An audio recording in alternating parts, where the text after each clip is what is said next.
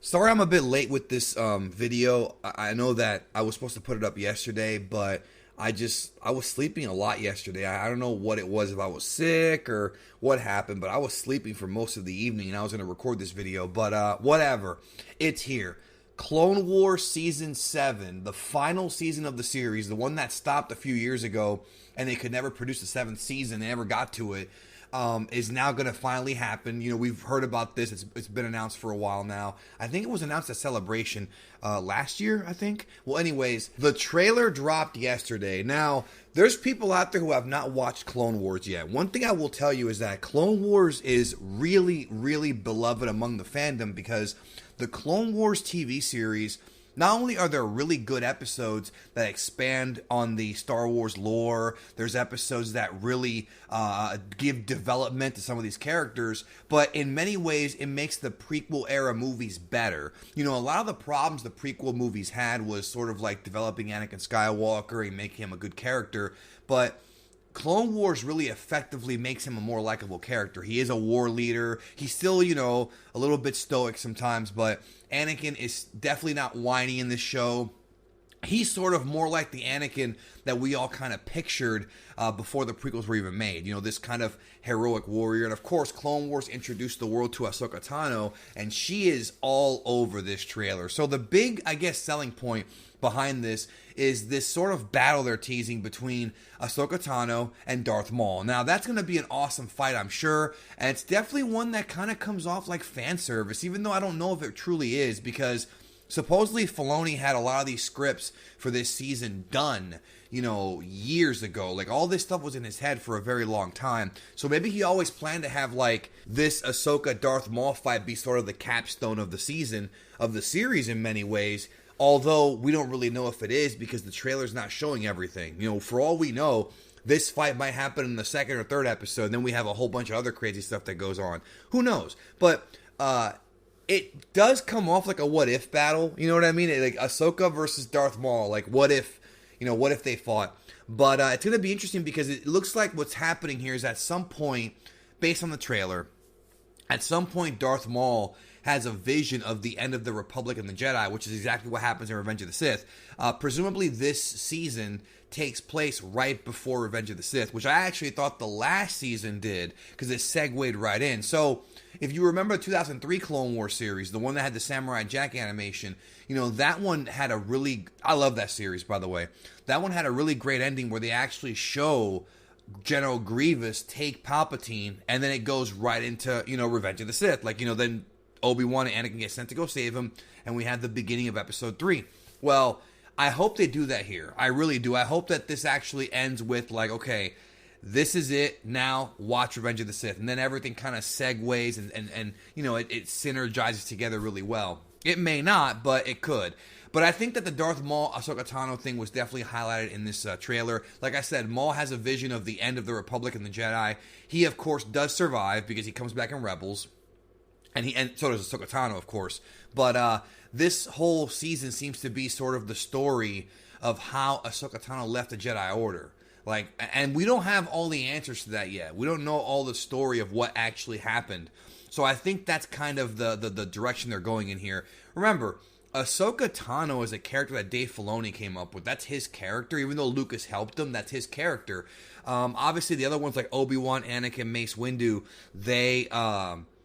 you know, they are Lucas's characters, so of course Ahsoka will have a much stronger tie-in to Dave Filoni. Now, one thing that kind of rubbed me the wrong way about the trailer was its reuse of lines from episodes 2 and 3. You know, Mace Windu says, straight up, I sense a plot to destroy the Jedi, and he says that in Revenge of the Sith. You know, so why would you say that twice, you know, within a short time span? And then, of course, Ahsoka Tano says that Jedi are supposed to be keepers of the peace, not soldiers, which, again, that is from Episode 2, Mace Windu. So, it could just be for the trailer. It doesn't bother me or anything like that, but it's like, you know, we just got done watching Rise of Skywalker, which blatantly reused lines from the older movies. So, you know what I'm saying? It's one of those things where it doesn't bug me, but I hope that's not the entire season. I am looking forward to seeing more Anakin-Obi-Wan interaction, since this will be the last time they work together until Revenge of the Sith. and that's the last time they work together. I'm looking forward to that. Looking forward to seeing what kind of stuff they're going to do with Palpatine and Dooku. The last season of Clone Wars, season 6, had it showed Palpatine doing these dark side incantations, and we might get some hints about Exegol now that Exegol is canon. They're probably going to do something with Exegol, possibly mention it in this in this show, which again, I'm not a fan of I like the Exegol concept. I'm not a fan of Rise of Skywalker as much as I need it to be in here, but it's one of those things where I could see them doing that.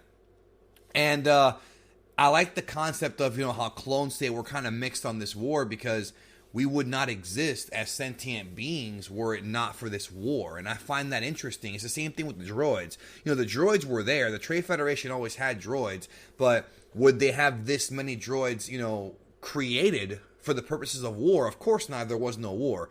So it makes you think, and again, it does that thing where the clones in Clone Wars are more than just, Jango Fett's clones. They're actually individual people, and many of them have personalities, and many of them have their own thoughts. And if you've never seen Clone Wars before, you wouldn't know this. You really wouldn't, because the movies don't really tell you that. They don't really show that, but I am curious because, the clones are all programmed. They have the inhibitor chips. They're programmed to eventually turn on the Jedi. So I'm wondering if, because it was teased in the previous season, I'm wondering if they're going to expound upon that and maybe show some clones, denying the chip, or who knows. I remember hearing a rumor a long time ago that Filoni's original plan for the last season was supposed to be that some of it would be before Revenge of the Sith and some would actually be after, and that he was going to show the Jedi Purge right after Revenge of the Sith, sort of like Darth Vader going around and mopping up the rest of the Jedi, like we heard about in 1977 from Obi-Wan Kenobi. I don't know if they're going to do that here. They didn't really show any teasers of it. I feel like if Vader was in this season, they would have just shown Vader because Vader's popular, but nothing in the trailer, and I'm curious about that. I don't know if they're going to do that because technically it's not really part of the Clone Wars, it's after the Clone Wars, but if Vader's using clones to go hunt them down, I guess it would be, I wouldn't mind seeing it like an epilogue, like a 3-episode or a 3-part epilogue showing Vader doing this. I think would be great, honestly. Plus, it gives James Earl Jones a chance to come back. It's funny because, and he did come back at Rise of Skywalker, but hearing him do more lines is always a good thing. It's funny, though, because, it's hard to get hyped up for Star Wars, but The Mandalorian was so good, and now we have Clone Wars. It's like Star Wars TV seems to be, in many ways, more interesting than Star Wars movies nowadays, with the Disney era anyways. And I think a lot of that is because of Filoni and Favreau. I'm not saying that Filoni's this genius, the next George Lucas like some fans say, but he definitely has an understanding of Star Wars and what Star Wars fans want, and he doesn't really crap on the legacy like many people accused, Abrams and Rian Johnson of doing. But I don't think Star Wars is ever going to stay as just TV shows, even though they could do that. I think they have to make movies because the movies make so much money. No matter how you feel about the sequel trilogy, it made a lot of bank. Point blank, it did.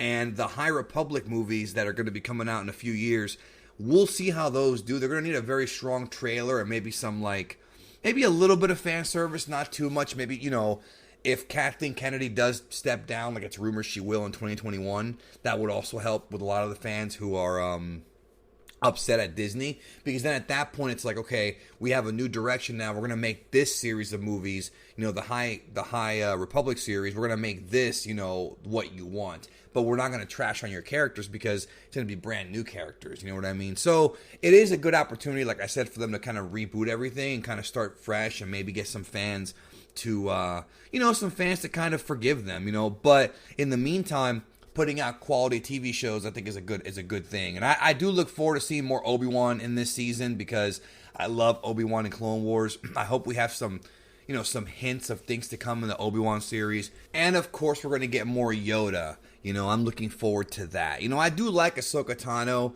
and I hope that the story they tell with her is interesting because, obviously, it's going to take a lot of trauma and a lot of, circumstances to get her to leave the Jedi Order. And maybe her leaving the Jedi Order has a greater impact on episode 3 than we could even imagine. Maybe the way that Filoni's going to write this thing is sort of a retcon, but not really a bad one, is that Ahsoka was supposed to do something in episode 3 that could have fixed everything and didn't. Or maybe Ahsoka finds out some secrets about maybe, not about Palpatine being the Emperor or, Sidious, but I mean, maybe something where there's corruption. I mean, it's been teased already with Dooku talking to Obi-Wan in episode 2.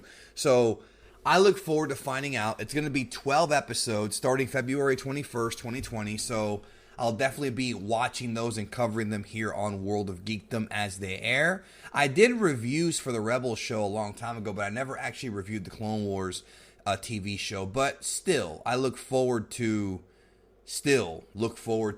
reviewing it here on the channel and giving my thoughts, since, when it first started, I didn't even have a YouTube channel. Many of us didn't. So it'll be a good time. Anyways, that is it. Thank you so much. Let me know what you think about Clone Wars Season 7 trailer, and we'll talk soon.